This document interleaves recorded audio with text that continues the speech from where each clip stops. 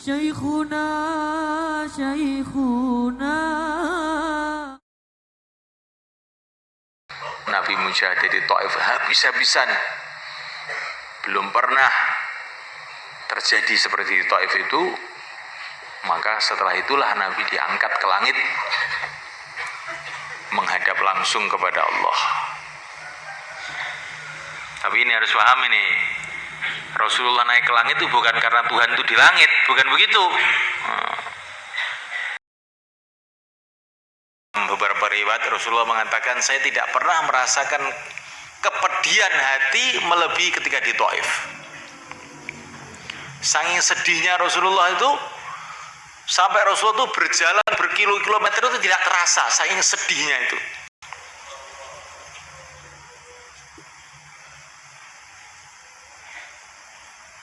Maka beliau sholat subuh di satu tempat yang nama Wadin Nakhil.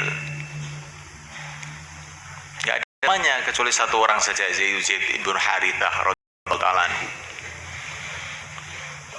yang menemani beliau mulai berangkat ke Taif. Di situ Rasulullah mulai dikasih bagian-bagian keberhasilan yang telah beliau buat di Taif. Beliau sholat situ, ternyata habis sholat itu yang makmum banyak, ternyata bukan dari bangsa manusia, dari bangsa jin.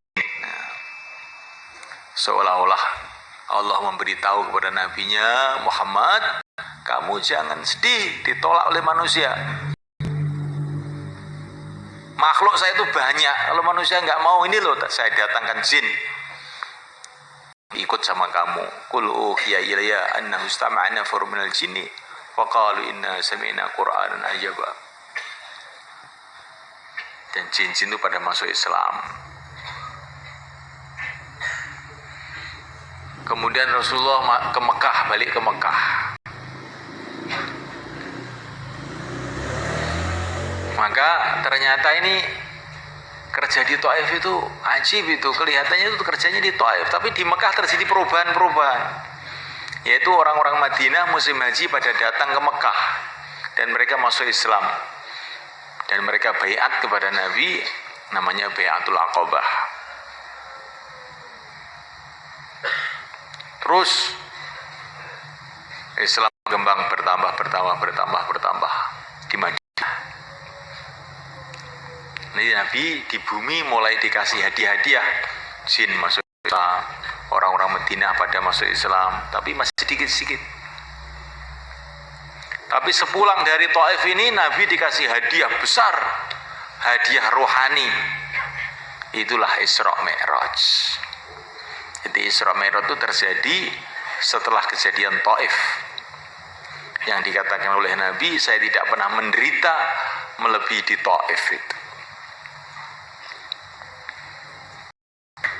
Maka inilah yang dikatakan oleh para ulama, al-musyahadah ba'dal mujahadah. Orang itu bisa menghadap kepada Allah setelah dia berkorban. Al-musyahadah, menghadap pada Allah, ba'dal mujahadah, setelah mujahadah. Nabi mujahid di Taif habis-habisan. Belum pernah terjadi seperti di Taif itu. Maka setelah itulah Nabi diangkat ke langit, menghadap langsung kepada Allah. Tapi ini harus paham ini, Rasulullah naik ke langit itu bukan karena Tuhan itu di langit, bukan begitu. Allah Subhanahu wa taala carikan tempat yang sesuai untuk kejadian itu. Kalau Allah mau menghadapkan hambanya kepadanya di bumi pun Allah berkuasa. Di langit karena apa? Nah, untuk supaya Rasulullah itu mendapatkan suasana yang sangat istimewa untuk pertemuan yang sangat istimewa pula ini.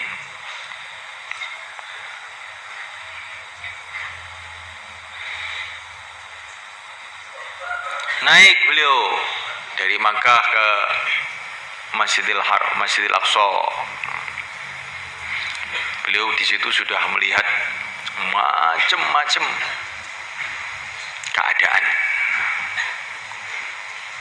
Macam-macam keadaan. Perjalanan dari Masjidil Haram ke Masjidil Aqsa itu sudah melihat macam-macam itu sebelum naik ke langit. Subhanalladzi asra bi 'amrihi laila minal Masjidil Haram ilal Masjidil Aqsa linuriyahu min ayatina. Jadi dalam perjalanan Isra itu Nabi melihat macam-macam hal.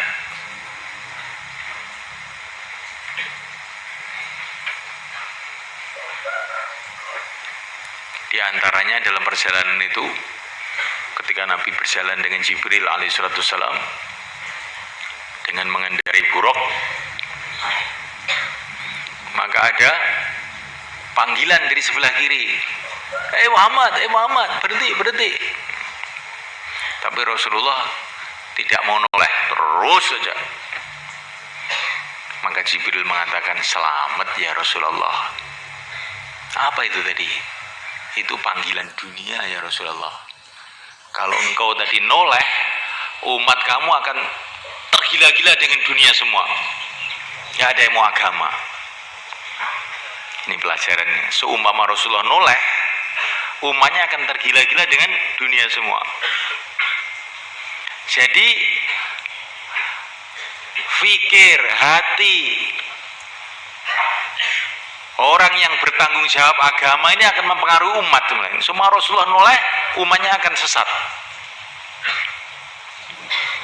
Maka kita ini kalau ingin supaya umat ini baik, pertama kali kita ini jangan sekali-kali noleh ke dunia, ingin jadi pegawai negeri, ingin ijazah, ingin ini. Kalau santri kalau sudah noleh, ini seperti itu tadi, nanti umatnya ini akan rusak.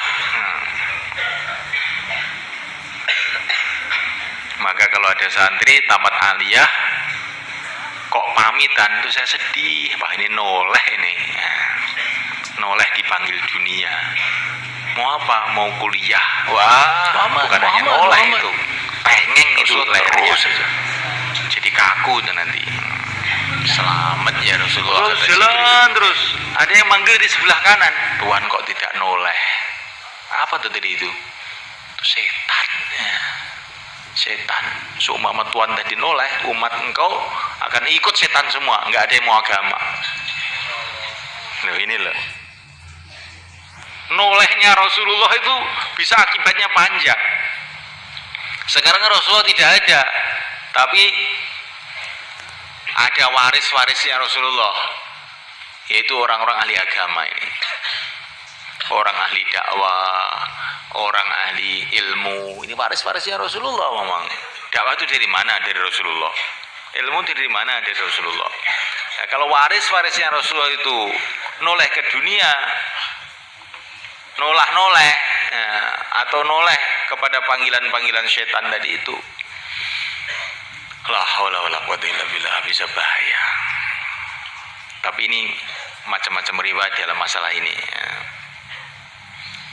Ada yang mengatakan panggilan kiri itu panggilan Yahudi, panggilan kanan panggilan Nasrani. Kalau engkau noleh kiri, umat kamu jadi Yahudi semua. Kalau ke kanan, umat kamu noleh Nasrani semua. Wallahu alam. Yang jelas itu untuk menghadap kepada Allah Subhanahu wa taala itu Nabi itu dikasih taufik oleh Allah tidak noleh kemana-mana. Ringkasnya itu aja. Ada riwayatnya perlu dicek nanti.